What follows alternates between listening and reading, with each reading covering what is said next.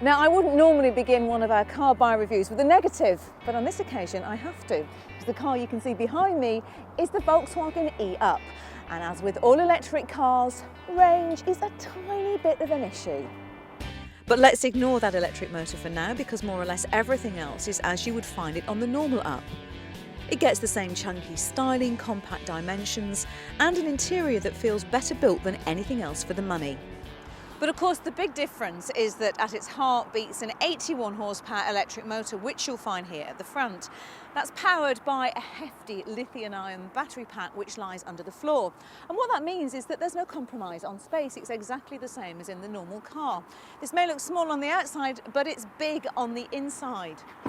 Here in the boot, for example, it may look compact, but it's actually class-leading space. You get even more once you fold down the back seats.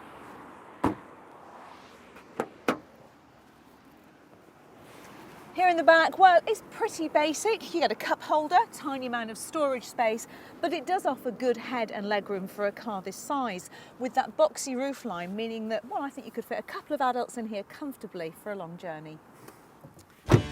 As you'd expect with an electric car, you'll pay a premium for the e-Up, and this is what will put a lot of people off. But to sweeten the deal, Volkswagen has loaded the car with lots of equipment.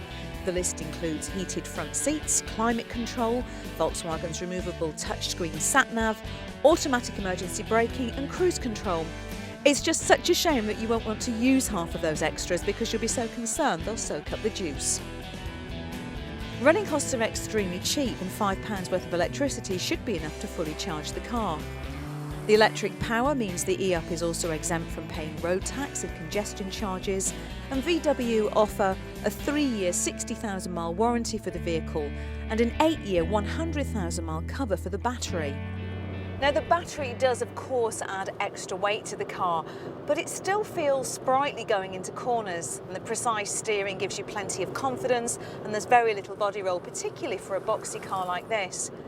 It has a really nice tight turning circle, which makes this a great car to drive around town. All in all, the e-Up is just a nicer car to drive than its most obvious rival, the Renault Zoe.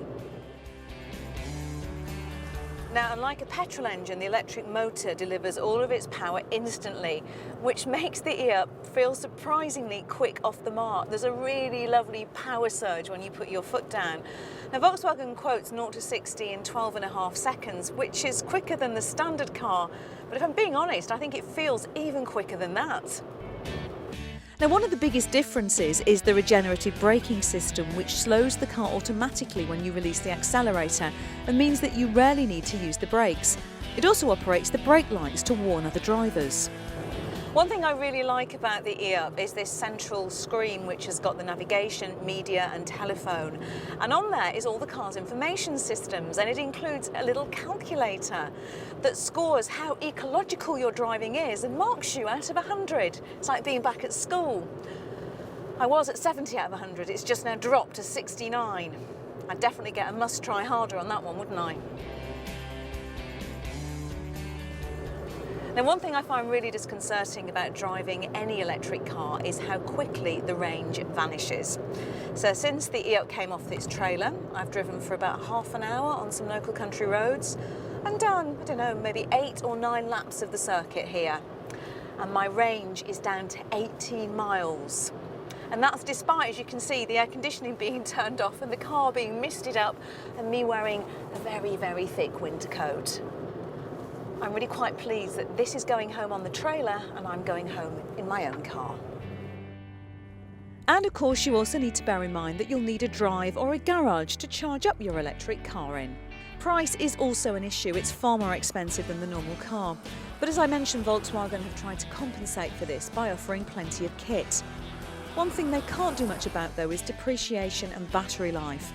Doubt still hangs over the operating life of batteries, which is one of the reasons the e-Up has poor resale values. You can expect it to lose 68% of its value in 3 years. If you can live with the challenges that electric driving still presents, then Volkswagen's e-Up is a high-quality option that looks cute and is fun to drive. Just don't forget to turn off the heater and put on a few extra layers on a cold winter's day. If you like the sound of the e-up but plan to cover longer distances, check out our review of the standard car.